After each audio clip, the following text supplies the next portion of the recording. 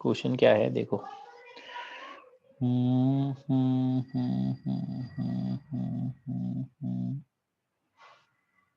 Question है, देखो question क्या है। Calculate the valency factor of KXHY C2O4Z on reaction with पहला NaOH। ये जब NaOH से रिएक्शन करता है तो इसका वैलेंसी फैक्टर क्या होगा। सेकंड KMnO4, जब ये KMnO4 से रिएक्शन करेगा तो इसका वैलेंसी फैक्टर क्या होगा, बताइए।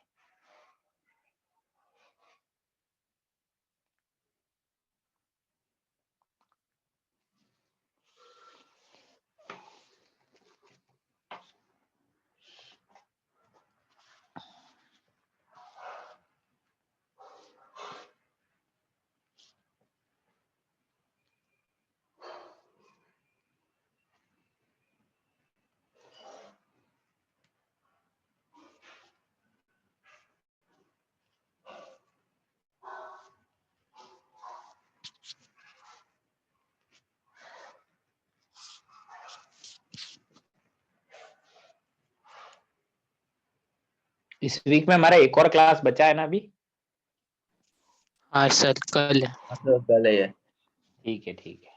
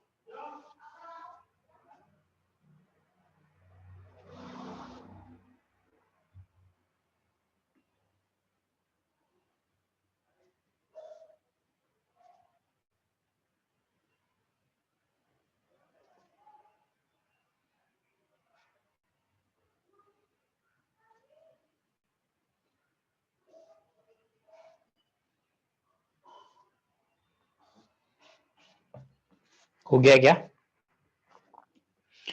बताओ बताओ। देखो मैं तुम्हें बताता हूँ, है ना। जब ये NaOH से रिएक्शन करेगा, NaOH क्या होता है हमारा, NaOH क्या है, बेस। बेस। अब ये एक सॉल्ट है ना, इसके पास क्या है, H+ है क्या, हम बोलेंगे हाँ H+ इसके पास है। तो जब रिएक्शन होगी तो ये ऐसा बन जाएगा KXNaYC2O4Z। तो इस रिएक्शन में इसका वैलेंसी फैक्टर कितना हुआ, बताओ कितना हुआ वैलेंसी फैक्टर, बोलो कितने H+ रिप्लेस हो गए इसके रिएक्शन में, जितने H+ रिप्लेस होते हैं वही तो वैलेंसी फैक्टर होता है।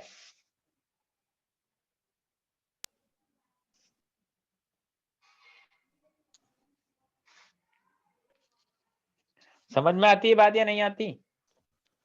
हाँ सर। ठीक है, ऐसा ही देखो। अब इसका रिएक्शन किससे करवाएं, KMnO4 से। KMnO4 क्या होता है, KMnO4 किसकी तरह वर्क करेगा, ऑक्सीडाइजिंग एजेंट। Oxidising agent. तो इनमें से किसी एक को ऑक्सीडाइज करेगा, क्या K+ को ऑक्सीडाइज करेगा, K+ को ऑक्सीडाइज कर सकता है वो। हाँ। अबे क्या हाँ नहीं करेगा ना, K+ तो हाईएस्ट ऑक्सीडेशन स्टेट है ना पोटेशियम की, कैसे ऑक्सीडाइज करेगा। क्या H+ को ऑक्सीडाइज कर पाएगा, H नहीं प्लस हाईएस्ट है, और कितना ऑक्सीडाइज करेगा उसको? क्या ऑक्सीलेट को ऑक्सीडाइज कर पाएगा? हाँ हाँ ऑक्सीलेट को ऑक्सीडाइज करके किसमें सेंड कर देगा? CO2 CO2 में। ऑक्सीलेट ऑक्सीडाइज होके CO2 बना लेता है। अब देखो, जब मैंने तुम्हें बताया था C2O4 2 माइनस से CO2 जा रहा है, तो वैलेंसी वेक्टर क्या होता था ऑक्सीलेट का? कल ही बताया था, क्या था वैलेंसी वेक्टर?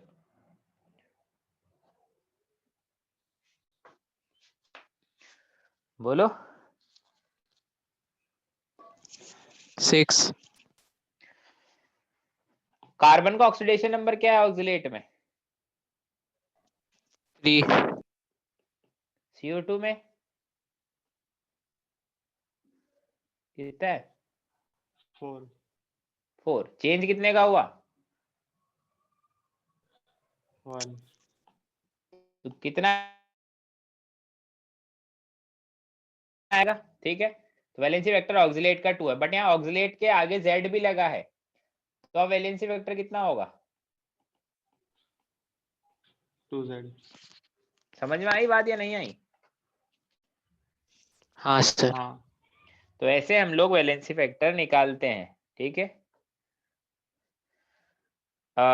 चलिए, अब हम लोग एक, जैसे हम लोग क्या कर रहे थे, टाइट्रेशन पढ़ रहे थे। हमने बताया एक सिंपल एसिड बेस टाइट्रेशन, फिर बैक टाइट्रेशन। देखो कॉन्सेप्ट तो एक ही है सभी में, बस नाम ही अलग अलग है। थर्ड हम लोग, जैसे हम लोग थर्ड पढ़ते हैं रेडॉक्स टाइट्रेशन, है ना। इसमें क्वेश्चन करवाएंगे, क्वेश्चन से ही फंडा क्लियर होगा। रेडॉक्स टाइट्रेशन का फंडा क्या है? क्या फंडा है? हम बोलते हैं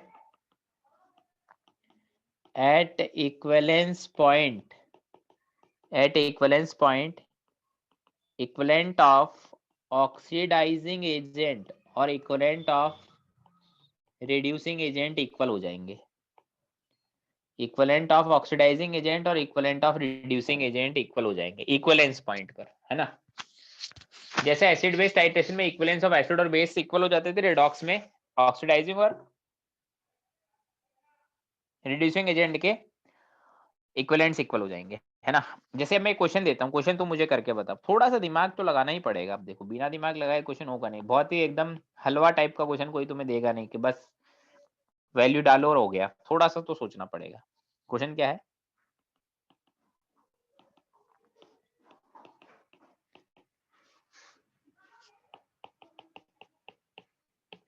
Calculate the molarity of 100 ml solution of ferrous nitrate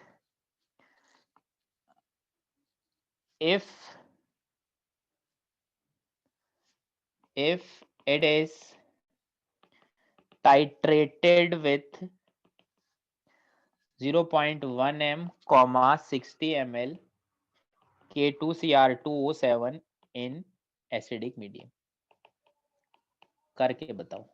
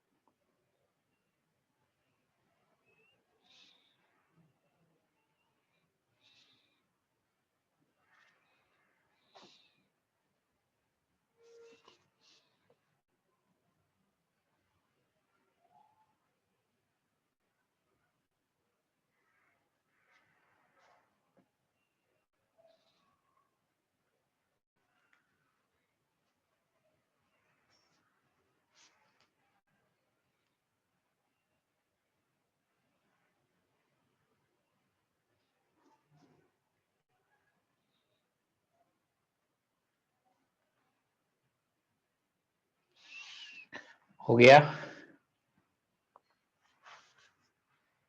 बोलो कितना आ रहा है?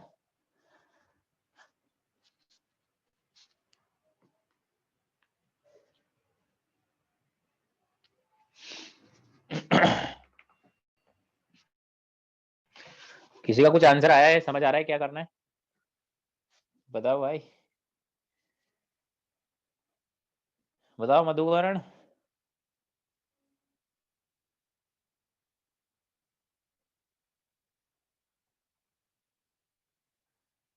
कुछ तो बोलो भाई। नहीं समझ रहा सर क्या करना है।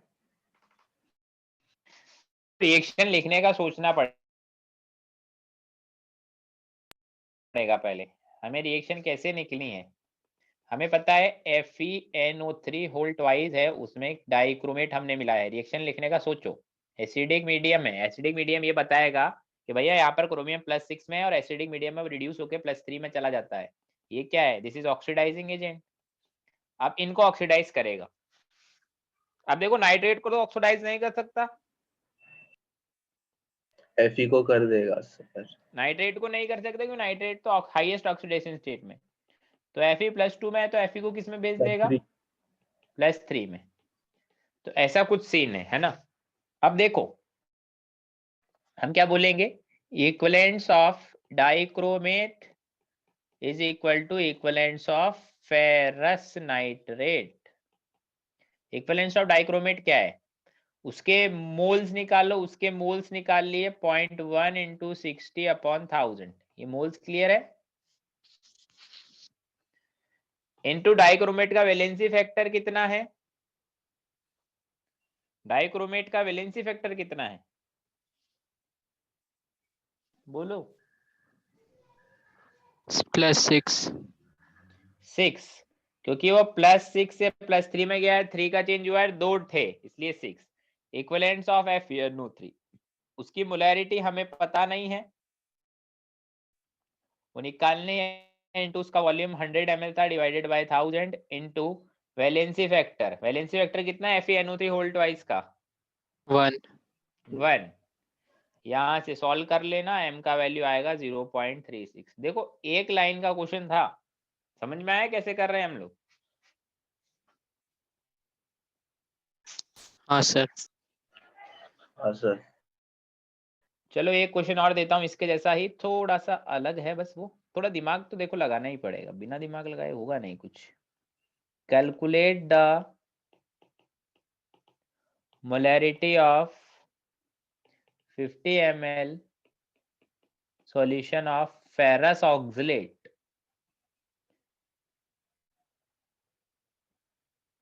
if it is titrated with 0.1 m, 30 ml K2Cr2O7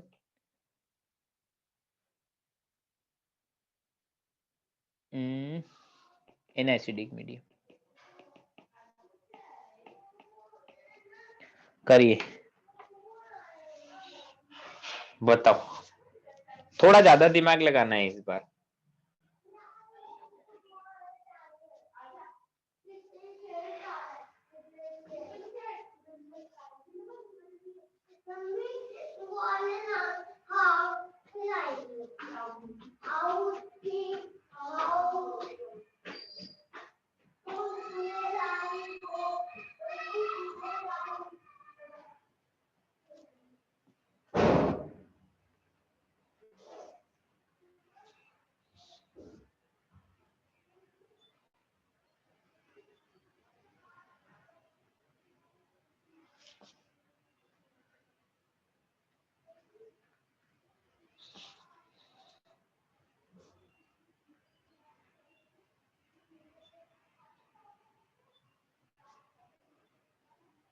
sir Cr2 ही है ना सर वो? K2Cr2O7। Okay sir.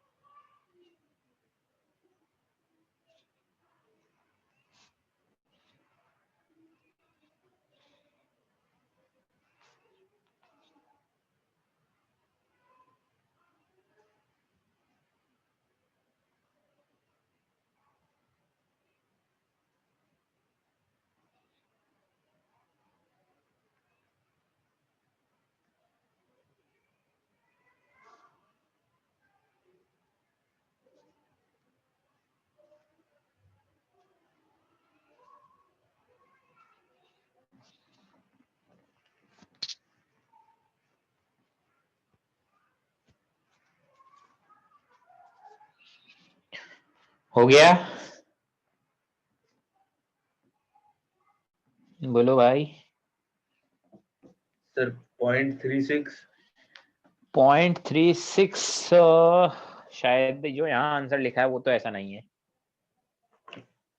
ठीक है सर, एक बार वो ऊपर का क्वेश्चन का दिखा सकते क्या एक बार? इतना ही ऊपर का क्वेश्चन तो। हाँ ओके, थैंक यू सर।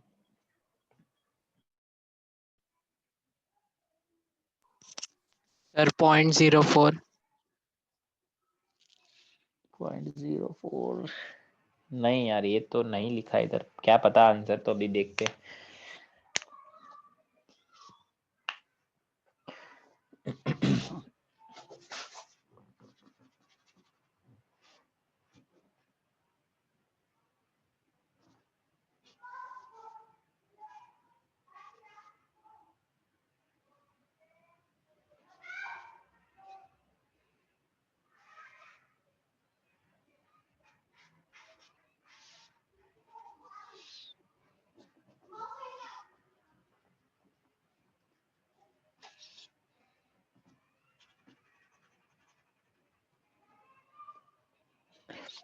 देखो, अब वापस तुमने, शायद तुम्हें, मुझे पता है शायद एक मिस्टेक किया होगा। सर 0.18 है क्या?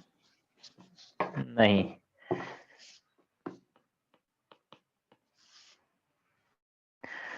हमारे पास फेरस ऑक्सलेट है, उससे मैंने K2Cr2O7 से रिएक्शन करवाया एसिडिक मीडियम में ना, तो क्रोमियम तो 3+ में जाएगा, ये तो फिक्स था। ये क्या है मेरा ऑक्सीडाइजिंग एजेंट। Fe को ऑक्सीडाइज कर सकता है क्या? हाँ। Fe 3+ में ऑक्सीडाइज कर देगा, ठीक है। Fe+2 को +3 में भेज दिया। क्या ऑक्सीलेट को ऑक्सीडाइज कर सकता है क्या? हाँ। हाँ। हाँ, किसमें? CO2 में ऑक्सीडाइज कर देगा। अब वही सेम फंडा, equivalence of K2Cr2O7 is equal to equivalence of ferrous oxalate। अब equivalence of K2Cr2O7 क्या है? उसके मोल्स मतलब मिली मोल्स, या फिर मोल्स निकाल लो इनटू इसका 6 वैलेंसी फैक्टर। अब वैलेंस इसके मोल क्या होंगे? वो होंगे इसका m इंटू 550 इंटू इसका वैलेंसी फैक्टर। वैलेंसी फैक्टर बताओ कोई मुझे फेरस ऑक्सलेट का।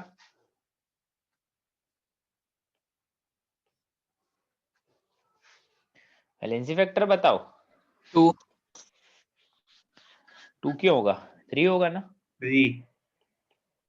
1+2, आयरन की वजह से 1, ऑक्सलेट की वजह से 2, तो 3 नहीं हुआ। हाँ हाँ सर। तो देखो 1000 से 1000 कैंसिल, ये 0 से ये 0 कैंसिल, 0.12। तो m क्या आएगा? 0.12 ये आएगा। तुम मतलब समझ नहीं पा रहे हो, मुझे पता नहीं, चल नहीं रहा तुम क्या नहीं चीज को समझ आ रहा है या नहीं आ रहा। समझा sir.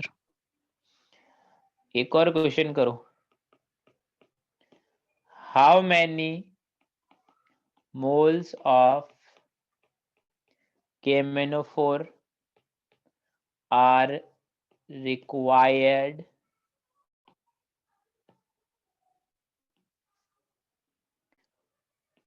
to oxidize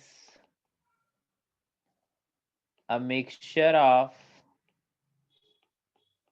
1 mole of each FeSO4 and FeC2O4 in acidic medium?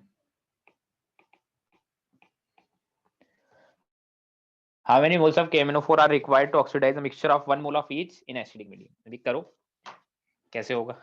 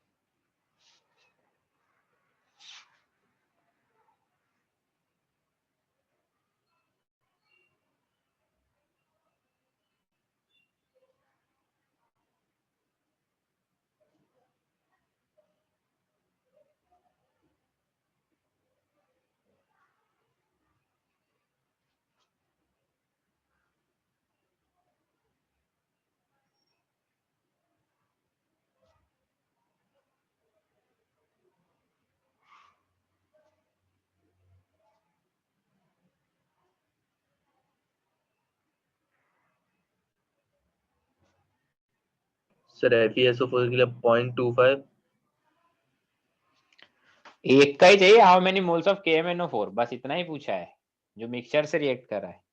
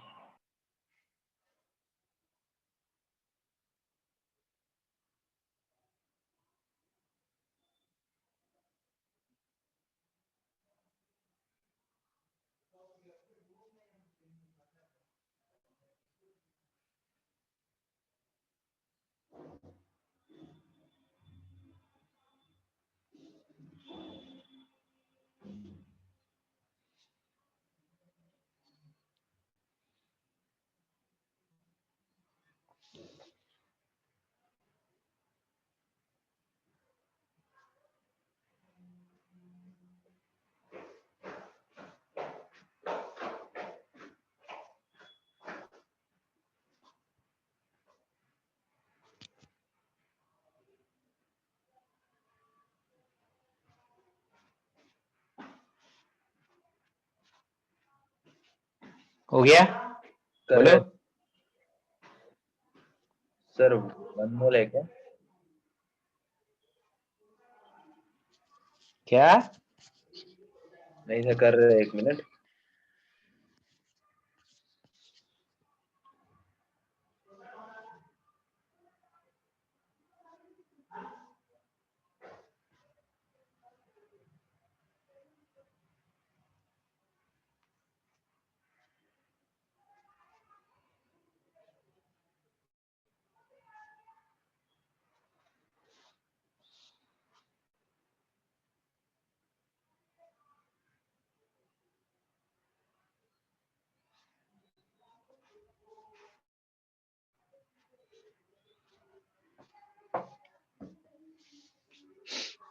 जल्दी बताओ यार, इतना टाइम थोड़ी लगना चाहिए।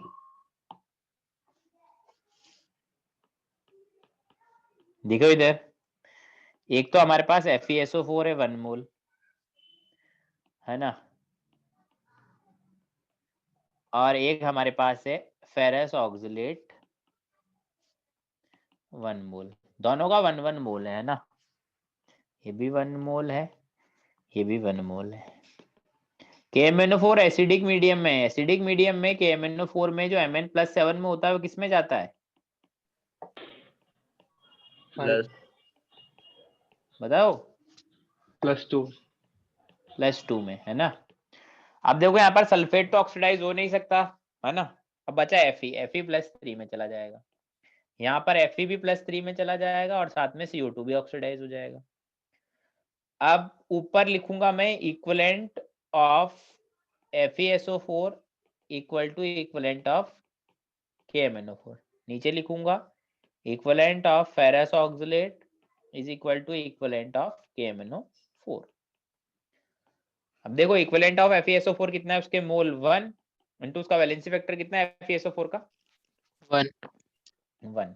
KMnO4 के मोल पता नहीं, इंटू वैलेंसी फैक्टर है 5, तो यहाँ से मोल कितना आया? 0.2। FeSO4 के लिए 0.2 चाहिए। अब यहाँ पे देखो FeSO4 के मोल 1 और इसका वैलेंसी फैक्टर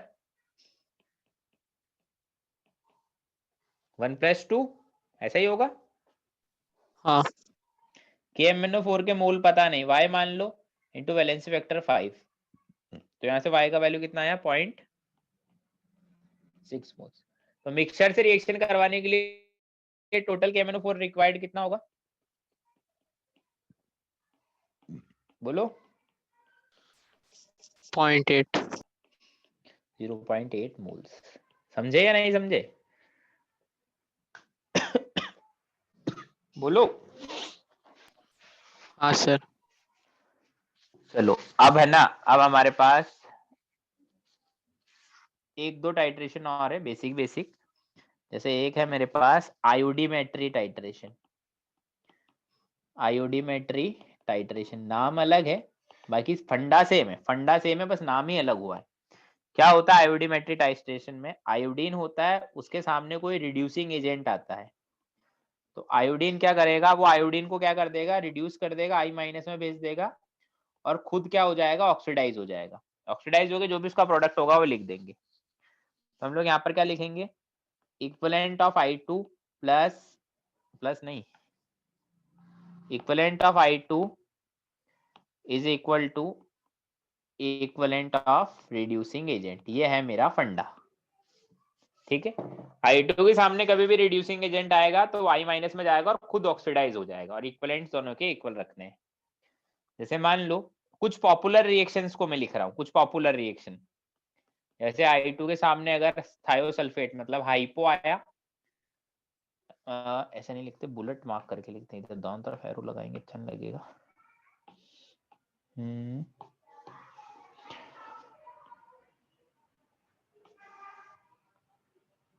जैसे मान लीजिए I2 के सामने हाइपो आया, तो I2 तो I माइनस में चला जाएगा और हाइपो को ऑक्सीडाइज करके S4O6 2 माइनस में भेज देगा, ठीक है। या फिर मान लीजिए I2 के सामने सल्फाइड आयन आया, तो I माइनस में चला जाएगा और वो सल्फर में ऑक्सीडाइज हो जाएगा। I2 के सामने अगर SN2 प्लस आया तो उसको I माइनस में भेज देगा और खुद ऑक्सीडाइज होकर SN+4 में चला जाएगा। तो ये तो होता है आयोडीमेट्री टाइट्रेशन के। I2 के सामने कोई रिड्यूसिंग एजेंट आता है तो I2 को I माइनस में रिड्यूस करता है और खुद ऑक्सीडाइज हो जाता है ना। ऐसे ही सेम हमारे पास होता है एक आयोडोमेट्री टाइट्रेशन। इसमें इंपॉर्टेंट यही है कि हमें रिएक्शन लिखना आना चाहिए। आयोडोमेट्री टाइट्रेशन वो तो था आयोडीमेट्री और ये है आयोडोमेट्री। आयोडीमेट्री में क्या होता है कि हम लोग I माइनस लेते हैं एक्सिस में, उसमें डालते हैं कोई ऑक्सीडाइजिंग एजेंट, तो I माइनस क्या होगा, किसमें ऑक्सीडाइज हो जाएगा,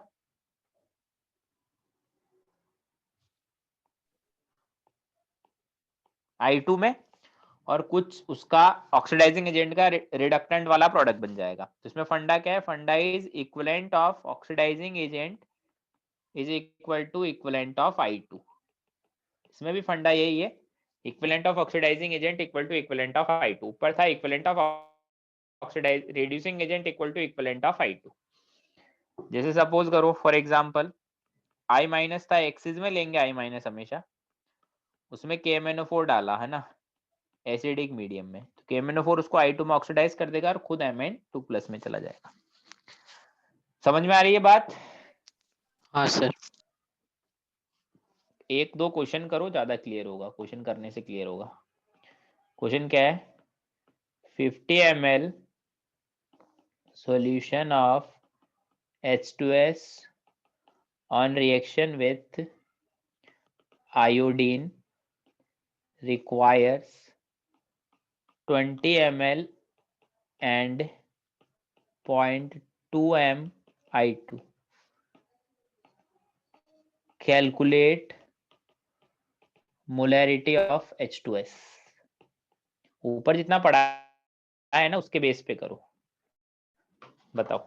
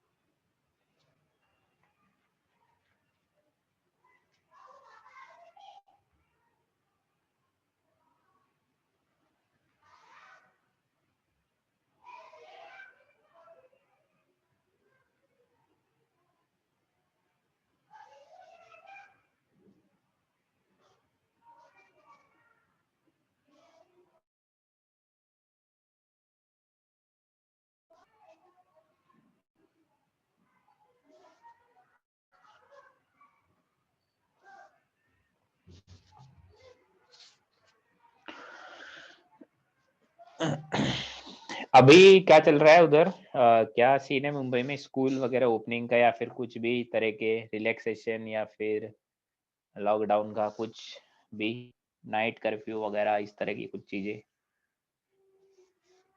तो नाइट कर्फ्यू लागू होने वाला है। लागू होने वाला है? कब से?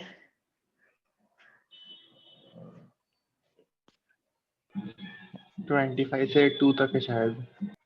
अच्छा यार, इधर तो है ना काफी टाइम से नाइट कर्फ्यू चल रहा है। जिंदगी बर्बाद हो गई नाइट कर्फ्यू के चक्कर में। मतलब शाम को है ना 7 बजे बाद सब बंद हो जाता है, ऐसा लगता है 12 बज गए रात के। सर यहाँ पे रात के 11 बजे लगा है। 11 बजे से लगेगा? हाँ, रात के 11 बजे से सुबह के 6 बजे तक। अरे भाई, तो 11 बजे तो फिर भी ठीक है, इधर तो 7 बजे से शुरू हो जाता है सब, 7 बजे से नाइट कर्फ्यू है। मतलब बहुत खतरनाक स्थिति है। 1 महीना हो गया यहाँ पे नाइट कर्फ्यू लगे, मुझे याद है 23rd को लगा था night curfew, 23rd of November से लगा था। एग्जैक्टली 1 महीने से एक दिन ज्यादा हो गया है आज।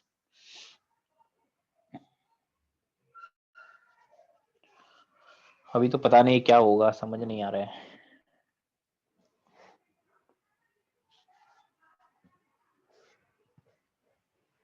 तुम तो दुआ करो भगवान से कॉलेज का फर्स्ट सेमेस्टर ऑनलाइन में ना निकल जाए बस। सर आप वहाँ पे गए कब से वैसे? कहाँ पे? होम टाउन गए, निकले कब से होम टाउन के लिए यहाँ से? यार मैं बताता हूँ, मैं एग्जैक्ट बताता हूँ, मेरे साथ तो ट्रेजेडी हो गई थी। ट्रेजेडी तो क्या थी, मतलब खुशकिस्मती था मैं ना होली होली से पहले, मतलब मुझे याद है मैं 26 फेब 2020 को निकला था होली के वेकेशन पर, है ना। और फिर मैं वापस आया था पनवेल 13 मार्च को, है ना। तो कितने दिन हो गए? अप्रोक्स 15-17 दिन हो गए। हाँ पंद्रह सर। सत्रह दिन हो गए ना। मैं ये सोच के आया था वापस, ये होली का वेकेशन लेके गया था मैं ना। मैं ये सोच के आया था वापस कि अब दिवाली पे ही घर जाऊंगा। फिर मैं 5 या 6 दिन रुका, फिर मैं 18 मार्च को वापस निकल गया। तब से यहीं बैठा हूँ।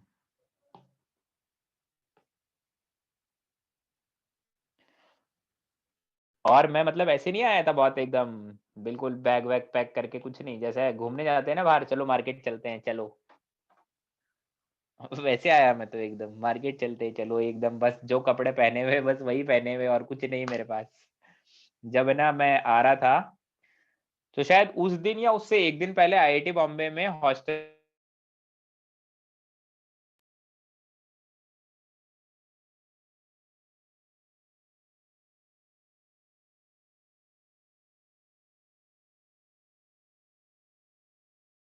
सुबह 4 बजे का या पता नहीं, पूरे फ्लाइट में सिर्फ इकलौता मैं ही ऐसा बंदा था जिसके पास मास्क नहीं था। 17-18 मार्च के आसपास की बात है।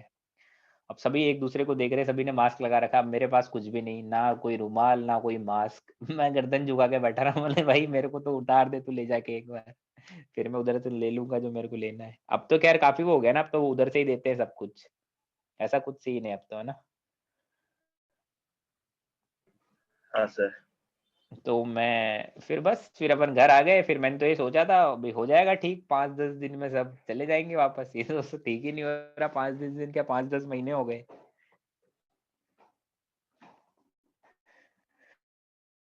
अभी भी पता नहीं, मतलब आइडिया नहीं है ये कब ठीक होगा, पता नहीं कौन बोल रहा था मेरे को, किसी ने बोला था ना कि इस दिन से ऑफलाइन चालू हो जाएगा, तब मैंने ही मना करा था कि 100% चालू नहीं होने वाला, तुम्हारे बैच में से बोला था किसी ने शायद।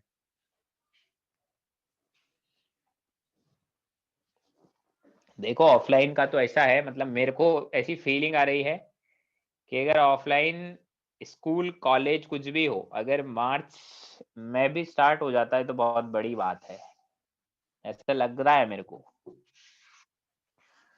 बाकी तो यार फिर ठीक है, बाकी तो देखते क्या होता है। अब देखो I2 है हमारे पास, वो H2S से रिएक्शन करता है। H2S मतलब कौन है? सल्फाइड आयन है, बोलो हाँ। खुद तो I माइनस में चला जाएगा और उसको सल्फर में भेज देगा। ठीक है, मैंने लिखा भी है सल्फाइड आयन सल्फर में चला जाएगा। अब हम लोग क्या बोलेंगे, equivalents of I2 is equal to equivalents of reducing agent, मतलब H2S। इक्वलेंट्स ऑफ I2 क्या है, उसके मोल, मोल कितने 20 इंटू 0.2 बाई 1000 इंटू उसका वैलेंसी फैक्टर। I2 का वैलेंसी फैक्टर कितना है 2 2। इक्विवेलेंट्स ऑफ H2S कितना होगा, उसका molarity into 50 ml upon 1000 into उसका इक्विवेलेंट। H2S का इक्विवेलेंट कितना है, कितना है H2S का 2। 2 -2 से 0 में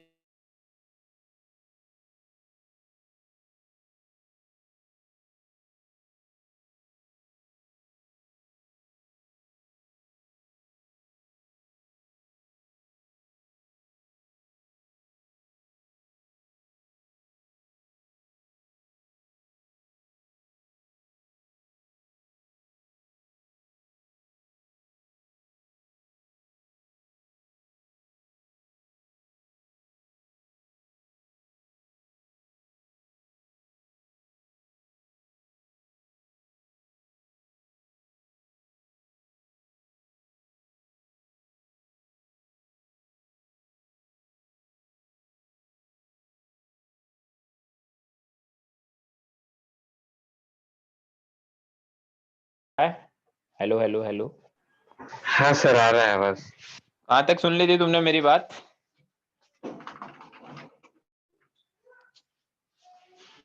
है सर वो आंसर निकालने के थोड़ी देर पहले से कट हो गया आपका आवाज।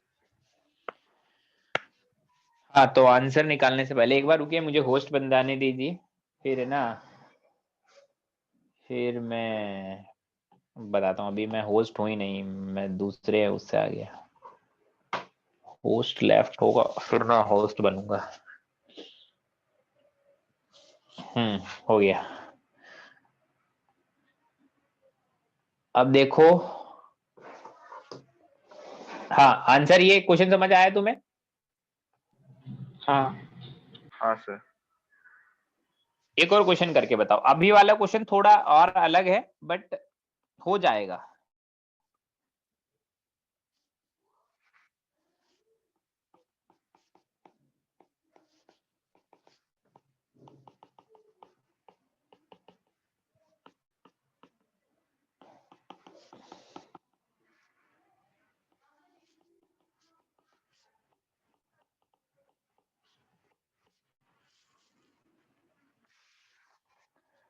ऐसा नहीं लिखते हैं, ऐसा लिखते हैं द I2 liberated,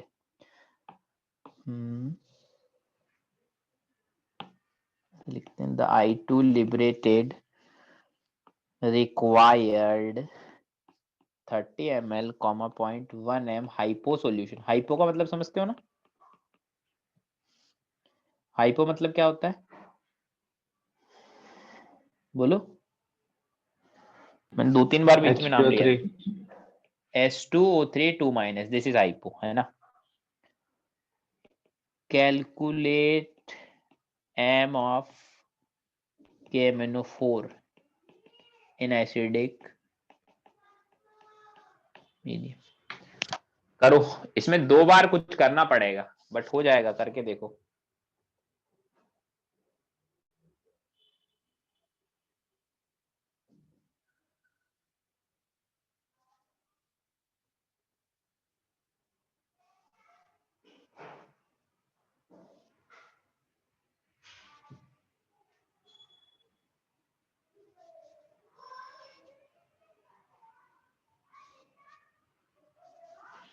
अरे यार, ईयरफोन का बैटरी गया।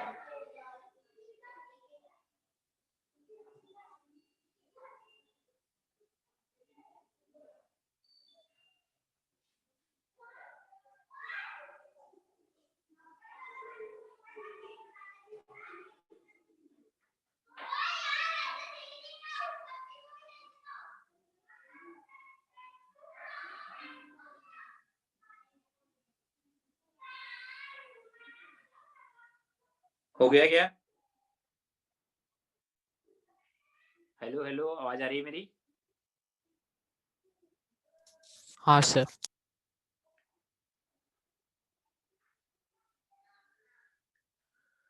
एक सेकंड रुकिए, मैं वापस ईयरफोन कनेक्ट कर लेता हूँ, थोड़ा मैंने चार्ज किया है।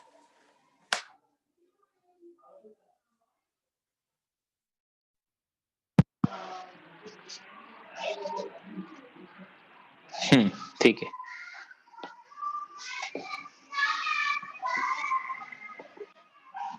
ये स्क्रीन ब्रॉडकास्ट रुक गया क्या? हेलो हेलो, आवाज आ रही है? हाँ। इसमें लिखा हुआ था screen sharing ended, you need to reboot this device if you can not restart. पता नहीं क्या लिखा रहा है यार, क्या हो गया है? एक सेकंड रुकिए। स्क्रीन शेयर बंद हो गया। हाँ अभी चालू है। हाँ अभी चल रहा है। हाँ ठीक है, आंसर आएगा इसमें, बोलो।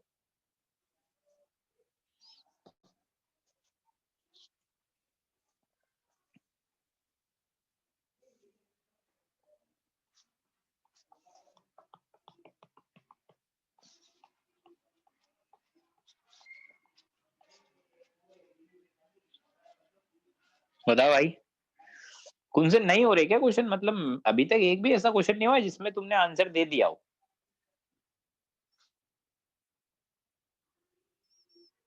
बोलो बोलो, कुछ तो बोलो।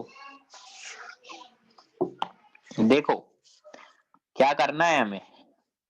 हमें बोला है KMnO4 is mixed with Ki axis, मतलब KMnO4 को I माइनस एक्सिस में डाला। एसिडिक मीडियम है तो वह Mn2 प्लस में जाएगा और वह I2 निगेटिव रिएक्ट कर देगा। अब यही I2 किससे रिएक्ट कर रही है? हाइपो से, तो क्या जाएगी वापस I माइनस और S4O6 2 माइनस, ऐसा ही होगा। बोलो। तो हम बोल सकते हैं equivalents of KMnO4 is equal to equivalent of I2। Second reaction में लिख सकते हैं equivalent of I2 is equal to equivalent of S2O3 2 minus. तो अल्टीमेटली हम लोग क्या बोल सकते हैं, इन दोनों से हम लोग ऐसा बोल सकते हैं क्या, equivalents of KMnO4 is equal to equivalents of S2O3 2 minus, ऐसा ही बोल सकते हैं। हाँ। अब इक्विवेलेंट ऑफ KMnO4 क्या होंगे? 50 ml है हमारे पास, ठीक है, तो उसके मोलरिटी पता नहीं, 50 ml है, divided by 1000 into valency vector कितना आएगा 5, ठीक है। अब इक्विवेलेंट ऑफ हाइपो,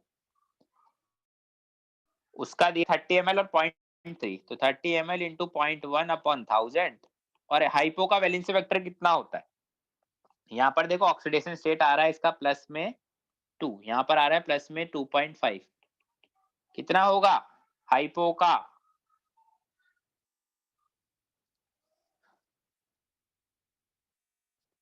बताओ हाइपो का कितना होगा?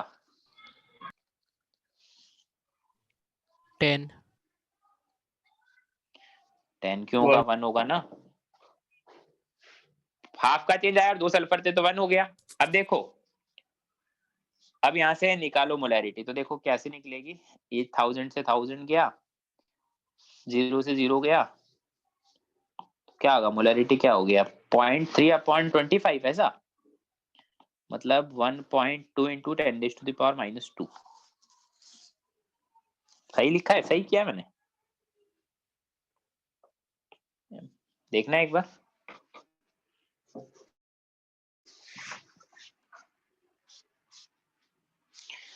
फंडा समझ आया या नहीं आया? समझा सर। बोलो।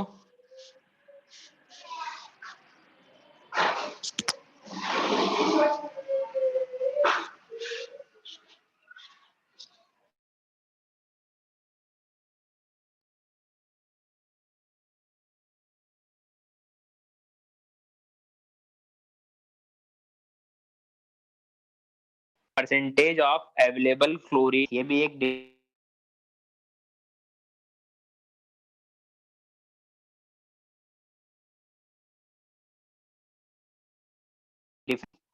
अवेलेबल इन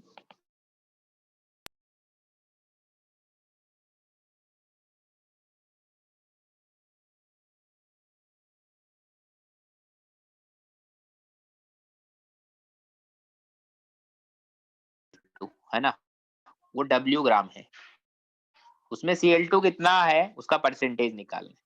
उसका रिएक्शन हम लोग किससे करवाते हैं, किसी एसिड से करवाते हैं। सबसे पहला स्टेप होता है एसिड से रिएक्शन करवाते हैं। एसिड कुछ भी हो सकता है, HCl, H2SO4, HNO3, acetic acid या फिर वाटर भी चलेगा। तो क्या मिलता है हमें, हमें मिलता क्या है प्रोडक्ट में, वाटर को छोड़ दो, वाटर क्या है, वाटर का रिएक्शन अलग से लिख देंगे। हमें मिलता है प्रोडक्ट में क्या है, कैल्शियम का सॉल्ट, जैसे HCl है तो कैल्शियम क्लोराइड, H2SO4 है तो calcium sulphate, calcium nitrate, calcium acetate, plus साथ में क्या मिलेगा, प्लस वाटर प्लस Cl2, ये हमें मिलता है। ठीक है, या फिर वाटर से भी रिएक्शन देख सकते हो, वाटर से रिएक्शन देखोगे तो कैल्शियम का हाइड्रोक्साइड मिलेगा प्लस सिंपल Cl2 मिलेगा। ठीक है, पहला स्टेप क्या होता है कि एसिड से रिएक्शन होता है। ठीक है, तो हमें क्या मिलता है Cl2, फिर उस Cl2 का रिएक्शन किससे करवाते हैं, एक्सिस ऑफ I- से।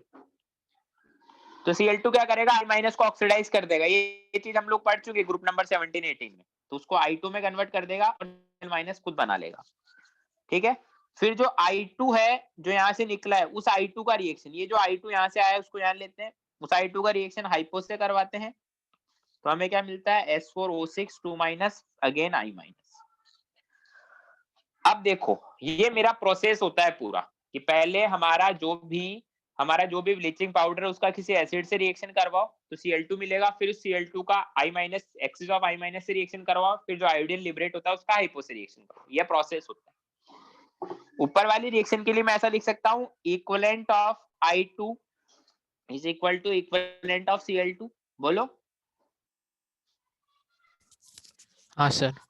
नीचे वाली रिएक्शन के लिए ऐसा लिख सकता हूं, equivalent of I2 equal to equivalent of hypo. बोलो बोलो। हाँ हाइपो का जो M और V है ना वो हमें पता है, वो नोन है ना। हाइपो का मोलैरिटी M है, वॉल्यूम V है, वो हमें पता है। तो मैं ऐसा लिख सकता हूँ इक्विवेलेंट, अब इन दोनों इक्वेशन को मिला के मैं क्या लिख सकता हूँ, equivalent of Cl2 equal to equivalent of hypo. बोलो।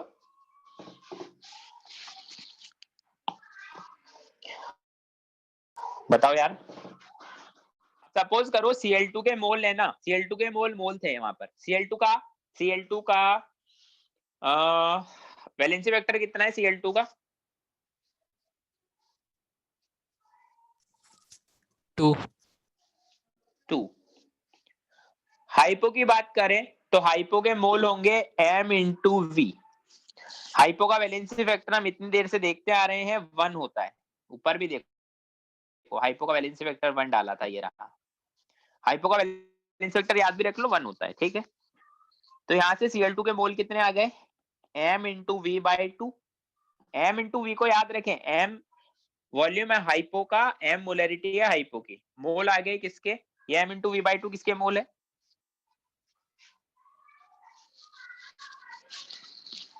बोलो किसके मोल है, Cl2 के। Cl2 के। तो मास ऑफ Cl2 कितना होगा, M into V by 2 into 71, मतलब M इंटू वी इंटू 35.5। अब देखो हमारा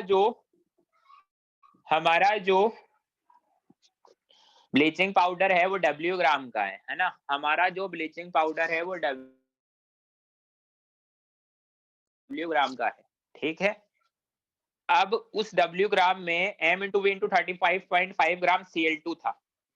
ठीक है, अब परसेंटेज ऑफ अवेलेबल क्लोरीन बताना है, तो कितना क्लोरीन अवेलेबल है, तो हम बोल देंगे सिंपल कि टोटल तो W ग्राम था, उसमें से M into V into 35.5 into 100 percentage of Cl2 in CaOCl2, ये होगा कि Cl2 का मास कितना है, CaOCl2 का मास कितना था इंटू 100। बोलो। हाँ सर। तुम चाहो तो डायरेक्ट एज अ फॉर्मूला भी याद रख सकते हो, बट फॉर्मूला आया कैसे वो कॉन्सेप्ट हमें पता होना चाहिए। एम और वी का मतलब क्या है ये भी हमें पता होना चाहिए। एम और वी हाइपो के मोलैरिटी और वॉल्यूम है, समझे या नहीं समझे। हाँ हाँ सर। सर। ठीक है, या फिर इस फॉर्मूले को ऐसे भी लिख सकते हो, percentage of Cl2 in CaOCl2 क्या, equivalent of hypo into 35.5 upon W into 100। देखो M इंटू V क्या था, M इंटू V क्या है, हाइपो के मोल, M इंटू V हाइपो के मोल है। हाँ। अरे M इंटू V हाइपो के मोल है, और हाइपो का वैलेंसी वेक्टर कितना होता है, 1। तो जो मोल है वही इक्विवेलेंट है, तो M इंटू V क्या हो गया, इक्विवेलेंट ऑफ हाइपो। समझ गए? हाँ सर। क्वेश्चन करो, एक क्वेश्चन क्या है, 3.55 gram of bleaching powder was treated with enough acetic acid and KI solution liberated I2 required 80 ml and 0.2 m hypo solution. Calculate the percentage of available chlorine. करो।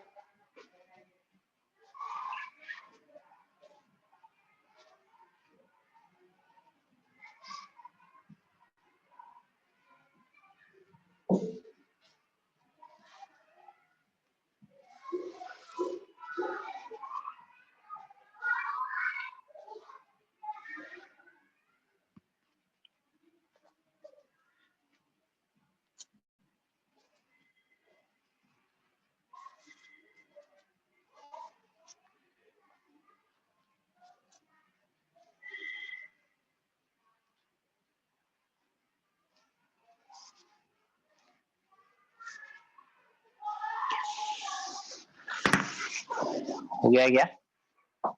हो जाना चाहिए, फार्मूला भेज दे। बोलो क्या आंसर आएगा?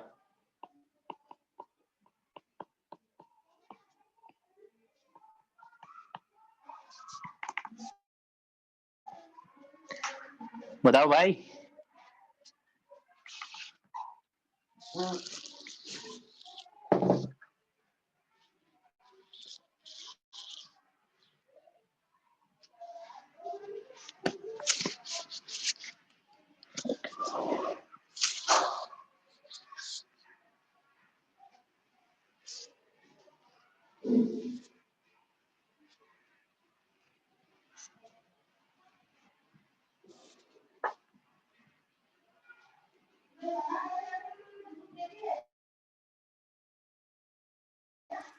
नहीं आ रहा क्या आंसर? 16 आ रहा है क्या? चेक करते हैं। हाँ आई थिंक आना तो ही चाहिए। एम कितना है? 0.2। वॉल्यूम कितना है? 80 ml। तो 1000 से डिवाइड भी करना पड़ेगा ml में, इसलिए इंटू 35.5, और mass of bleaching powder 3.55 into 100। Solve कर लेना, कितना आएगा 16%। समझ गए? बोलो। हाँ सर। हम नोट डाल के हम लोग एक चीज और लिख लेते हैं जो भी याद रखो, क्या? Valency factor of H2O2। Valency factor of, जैसे हाइपो का वैलेंसी फैक्टर 1 होता है ना, वैसे वैलेंसी फैक्टर ऑफ H2O2 भी याद रख लो 2 होता है। कैसे?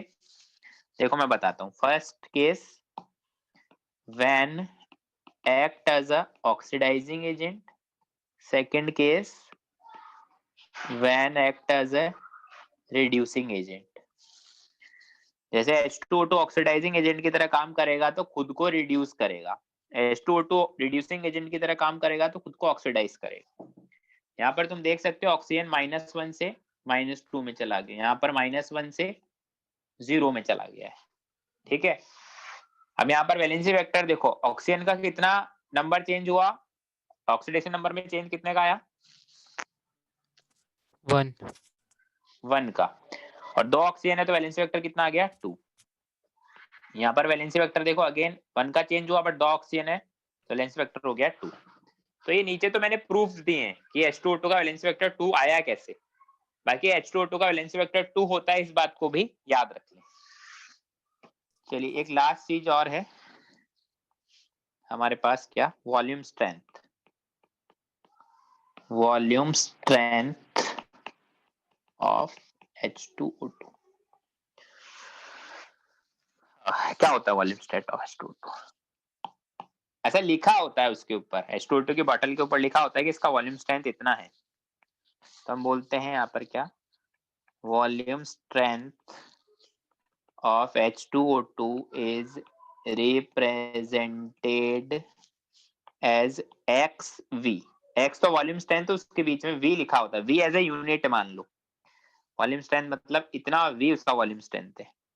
होता है क्या है इसका मतलब? होता है XV H2O2 means 1 liter of H2O2 on decomposition gave X liter of O2 at STP। मतलब H2O2 होगा, वो डिकम्पोज होके क्या देता है? H2 और हाफ O2। तो STP पर 1 लीटर H2O2 से कितना O2 मिलता है, वही उसका क्या होता है? वॉल्यूम स्ट्रेंथ होता है। वॉल्यूम स्ट्रेंथ निकालने के 2 फॉर्मूले हैं हमारे पास, दोनों याद रखें। वॉल्यूम स्ट्रेंथ निकालने के 2 फॉर्मूले हैं, क्या? मोलैरिटी ऑफ H2O2 इंटू 5.6, या फिर वॉल्यूम स्ट्रेंथ क्या होता है?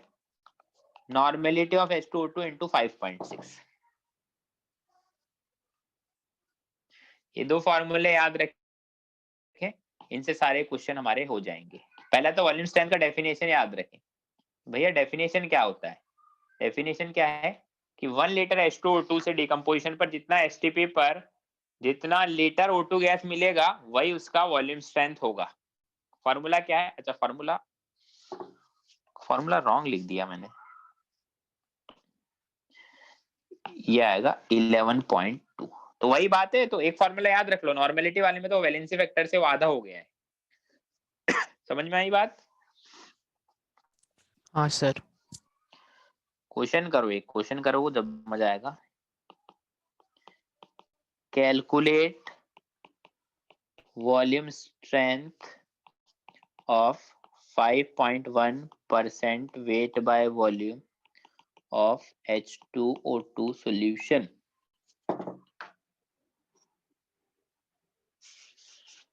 इसका वॉल्यूम स्ट्रेंथ निकालो, पहले मोलैरिटी निकाल लो, उसको 11.2 से मल्टीप्लाई कर देना, वॉल्यूम स्ट्रेंथ आएगा।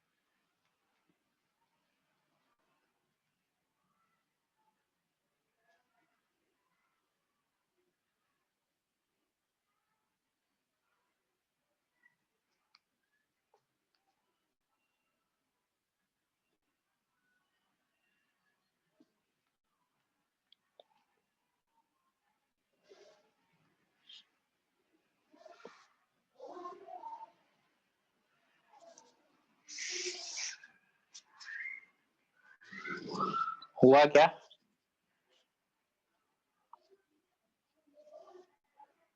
बोलो।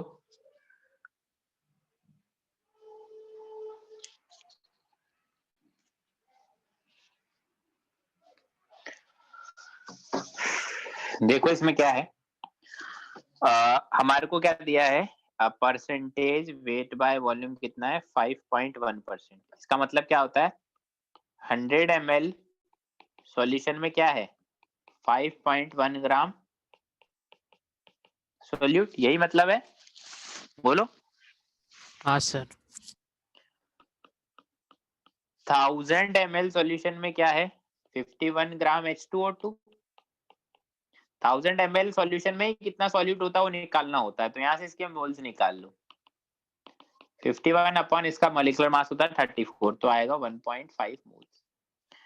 तो कैपिटल M कितना आएगा इसका, moles of solid divided by volume of solution in litre, मतलब 1.5। अब हमें निकालना है वॉल्यूम स्ट्रेंथ। तो वॉल्यूम स्ट्रेंथ क्या होता है, मोलैरिटी इनटू 11.2, मतलब इसका 5.6 ऐड करना पड़ेगा ना, 16.8। समझे? हाँ सर। तो आज हमारा जितना पढ़ने पढ़ाने वाला पार्ट था वो हो गया है खत्म। ठीक है, जितना भी पढ़ाना था मेरे को 12th में मैंने पढ़ा दिया। अब सब कुछ तुमसे ही करना है तुम्हें।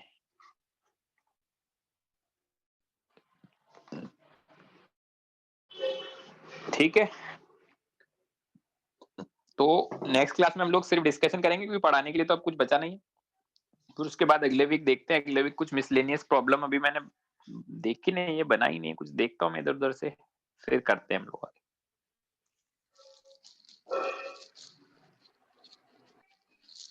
Okay sir. चलिए ठीक है फिर।